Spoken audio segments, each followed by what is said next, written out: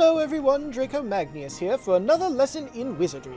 Today we'll be going over the spells we got from Horace, when Oliver learned the truth about his mother, when we defeated Shadar, we cover the story about the Flute Makers, and I teach you of a prophecy located at the very back of the Wizard's Companion. But we're going to be starting off with Veil, the spell we got from Horace. Stay safe by concealing yourself from enemies. This spell creates a thick fog that conceals the caster's presence from those nearby. There will be times when you have no choice but to hide from your enemies, and at such times this spell will prove indispensable. Just bear in mind that your veil will not hide your blushes should you be so foolish as to actually bump into an enemy.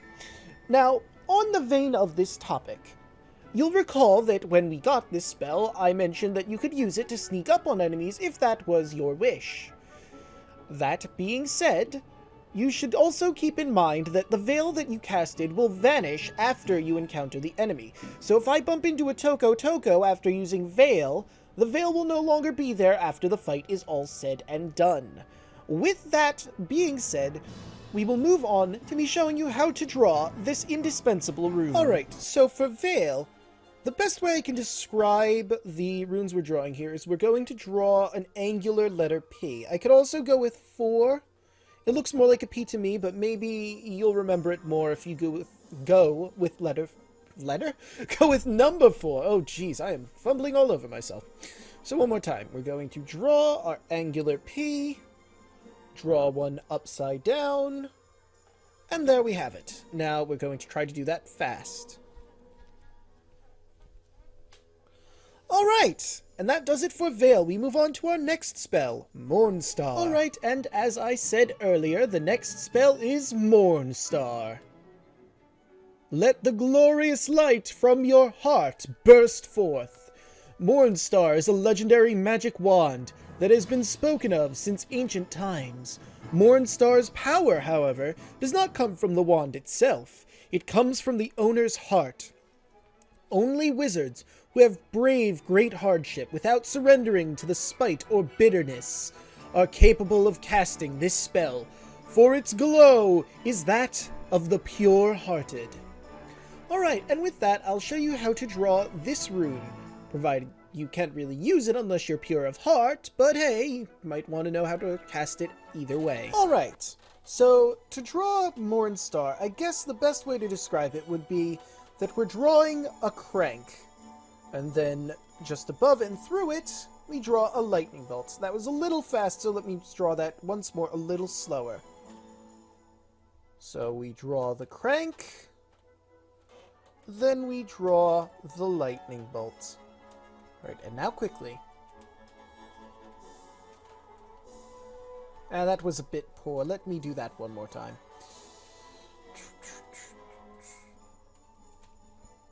Alright!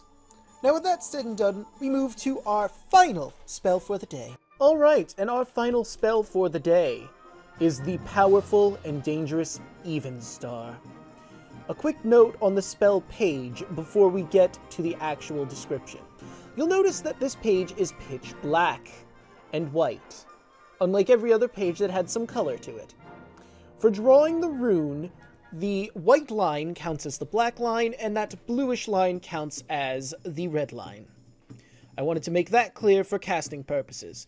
The second thing I want to make clear is since this page is a black and white spell page, this is a very powerful offensive spell, only to be cast by masters. It's dangerous for anyone else to cast. If you're young and you're not sure you can cast this spell yet, practice a few times first. We don't want anyone suffering horribly for casting the spell. Without further ado, let's get to the description.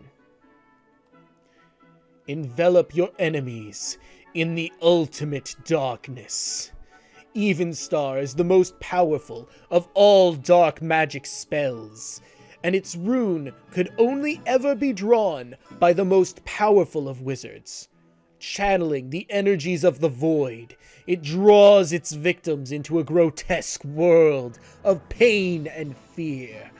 There are countless tales of wizards losing their lives attempting to master this spell. a just desert for coveting a weapon of such cruelty. Yet Oliver, the supposed pure-hearted one, has no qualms about using this spell against certain foes. Anyway, another side note, you'll notice Shadar in the book over there to the right. But with all that said and done, allow me to show you how to draw this incredibly dangerous spell that may or may not get you killed. Please note, I am not responsible for anyone bringing themselves into a dark and painful end. You brought it on yourself by casting the spell. I'm just showing you how to do it. Doing my job. You can't sue me. Alright, now there's something I want to make abundantly clear before I begin to draw this rune.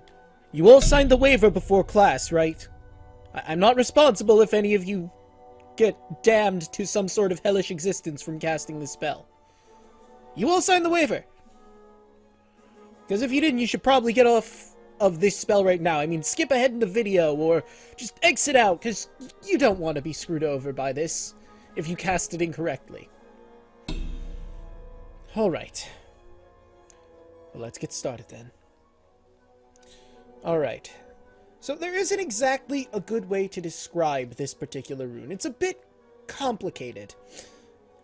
I guess... We're going to start with a diagonal. And then we're going to go across. And we're going to try and draw the letter Z upside down. Now, we go to the center of that one, and we draw straight down. And then we draw a forward Z. One more time slowly, to make sure everyone has this. And I should lower this to make sure I don't hit it again. Alright, so, the diagonal line, straight across, upside down Z, straight through, and then a normal Z. And now quickly.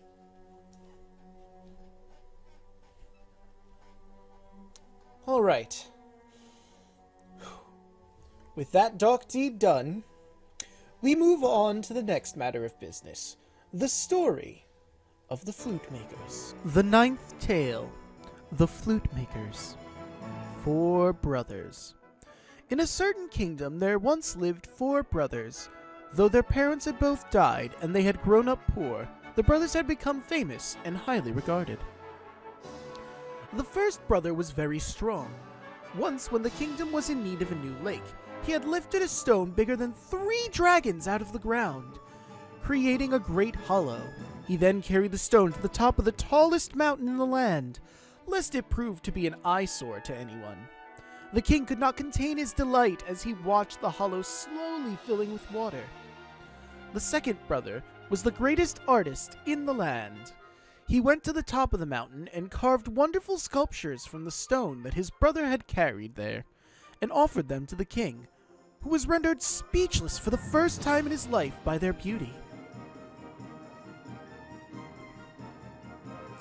The third brother was known as a master craftsman. He took the sculptures that his brother had made and erected sturdy walls between them, creating a mighty castle. He even used the remaining pieces of stones to build a working clock. The king was amazed at how it always told the correct time, despite being made of stone. The king now had a new castle that he believed was the most beautiful, the best defended, and the most convenient in the wide world. The brothers were delighted and became full of confidence, for each of them believed that he was the greatest man alive. "I am the one the king should thank for having such a wonderful castle. After all, I'm the one who carried that stone all the way up the mountain. Thou mayest have carved the stones, and thou mayest have bound them together. But had I not brought the stone up here in the first place, nothing of that could have been done," said the first brother. "Ha! But the king would not have looked twice at the castle had I not carved those sculptures so beautifully," retorted the second brother. "And yet it was I who took thy sculptures and made them into a castle. What use hath a king for sculptures, pray tell, beautiful though they may be?" After some time, these discussions became so fractious that the 3 brothers resolved to live apart on the eastern, western, and southern edges of the kingdom. The youngest brother of the 4 was unlike his 3 older brothers. He excelled at nothing and was weak and clumsy. Though his older brothers would mock him constantly, the youngest brother was docile, sort, and did not pay much heed to such insults. He was, however, worried about his brothers living apart, and he resolved to pay each of them a separate visit. A thick fog. A short while later, disaster befell the kingdom. A thick fog covered the entire land, blocking all sunlight for 100 days. Crops would not grow, and people became unwell. Yet the very worst of it was that the fog put an end to all music, for it simply could not be heard through the heavy broom. The whole kingdom adopted a silent, funeral air. And still, the source of the fog remained a mystery. One night, as the king slept fitfully, he had a strange dream. In it, someone was telling him that the only way to clear the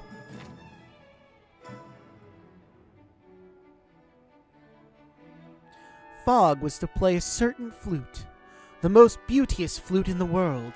Upon waking, the king immediately summoned the 3 brothers who had built his castle and commanded them to build such a flute. Since the 3 brothers no longer spoke to one another, however, they would not cooperate, and each went off to carve his own.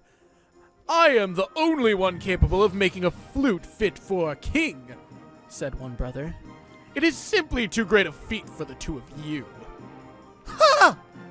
Thou mightest better say that of thine own self," countered the second. "My flute will be the finest, as thou shalt soon see." "Boast if you will," scoffed the third. "All men know that mine will be the best." And so the argument continued. After some time, all 3 brothers finished making their flutes, and went to present them to the king and his subjects. All the kingdom gathered in the shores of the lake that had been created by the first brother, anxious for the presentation to begin. The first brother picked up his flute, which was very big and made of stone, and blew. Try as he might, however, the flute would not produce a sound. The king soon turned his attention to the second brother. His flute was beautiful, delicate instrument made of clay, but when he blew it, it too produced no sound. The king was now becoming rather agitated, and hastily commanded the third brother to blow his flute. It was made of a single bone, with holes drilled in the appropriate places, and yet it too could not produce a single note. The king was furious and banished the brothers from his sight. The world's greatest flute. Several days later, the king awoke to hear the song of the flute that he had dreamed about. It was a beautiful sound, one that cleansed the heart and brought tears to the eyes of royals, ministers, soldiers, plowmen, and even the baker's cat, whom many had thought deaf. As the flute played on, the thick fog that had plagued the kingdom began to clear. The king was naturally delighted, and started searching for the source of this blissful sound. Trusting to the evidence of his ears, the king came at last to the house of the 4th brother. There he found him and his 3 brothers sitting together with tears in their eyes. The king began to extend his warmest gratitude to the youngest brother, but was politely interrupted. Alas, this flute was not my work. My 3 brothers built it." And he proceeded to explain all that had come to pass. The youngest brother had been visiting his 3 brothers each day, hoping to persuade them to work together as before, but his brothers were stubborn and would not listen. After some time traveling hither and thither, from south to east to west and back again, all the youngest brother's efforts got the better of him, and he collapsed in a heap. When his 3 elder brothers heard what had happened, they all felt sorry for the youngest sibling and went to visit him as he recovered. The eldest brother visited him first. "Is there aught I can do for you?" he asked. "Indeed there is. Hie thee to the forest and cut down the tallest tree thou findest there. Chop it, then, into small pieces and bring them here to me." Thinking that his brother wanted firewood to keep him warm under the thick fog, the first brother agreed to do as he was asked. "Very well, younger brother," he said. "I shall start cutting right away." "Thank you," the youngest brother replied from his bed, and before long the first brother came back, a smile on his face and a pile of logs under his arms. The next day, the second brother came to visit his youngest sibling. "Is there aught I can do for you?" he asked, upon which the younger brother brought out one of the logs that the first brother had cut for him. "Indeed there is. Carve of this wood something beautiful for me. Perhaps a pipe?" Thinking that his brother wanted an ornament in his room to make him feel better, the second brother agreed without the slightest hesitation. "Very well, younger brother," he said. "I shall start carving right away." "Thank you," the youngest brother replied from his bed. And before long, the first brother came back, a beautiful wooden pipe under his arms. The next day, the third brother came to visit his youngest sibling. "Is there aught I can do for you?" he asked, upon which the youngest brother brought out the pipe that his second brother had carved. "Indeed there is. Wouldst thou be so good as to drill some holes into this pipe for me?" Thinking that his brother wanted something to entertain himself with while he was ill, the third brother gladly agreed. "Thank you," said the youngest brother from his bed, when his older brother had returned with the finished pipe. "But I actually have one more request." "Of course, younger brother, what is it?" "Call our two brothers and tell them to come here." Though the third brother hated his older brothers, he could scarce refuse his ailing sibling's request, so piteous did he seem, and he agreed to go and fetch them. Despite all being gathered beneath the same roof, the three brothers would not look at each other, much less speak. Then, in the midst of the silence, the youngest brother pulled out the flute that they had made and lifted it to his lips. As soon as he began to play, the three brothers began to weep, realizing how foolish they had been. As they listened to the sound of the flute, they recalled the past that they had shared, their humble home, their parents who had loved them so, the days when they had supported each other and helped each other before they won fame. The four brothers continued to weep as they realized that each was only truly special when they worked with the others. All four of them, indeed, for it was only the youngest brother who could produce a pure note from their flute. The tears they wept were the most beautiful tears the world had ever seen, for they were tears of love. After the king had finished listening to the younger brother's story, he decided to give all four brothers a special medal.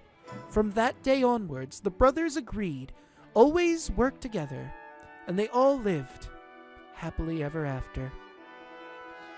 What a touching story.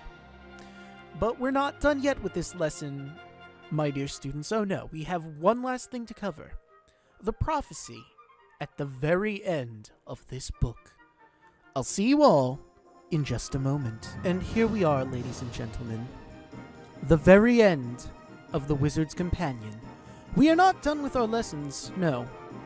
But I felt that it was highly necessary that we look at this page at the end of our book, for it has a prophecy of note. So, without further ado, out of the darkness comes light. Keep this book ever at your side, wizard, and you shall one day be called a sage. Permit us to leave you with a poem, a prophecy. Heed it, and repeat not the mistakes of the past. High above the clouds, the child of white light casts the world once more into darkest night. The path unto the dawn was never fair. It is one fraught with suffering and despair. Well knoweth she of both their power, entombed therein her ivory tower. Though full many have sought to breach her keep, its walls too high, its mysteries too deep. Hope springeth yet amidst the flowers. When you find them, you will find her bower. Each time you fear that you've lost your way, hark unto the child, mark what she would say. To your own self be true, all rests upon you. With that, ladies and gentlemen, we're going to end this lesson for the day. I'll see you all in the last one. Study hard.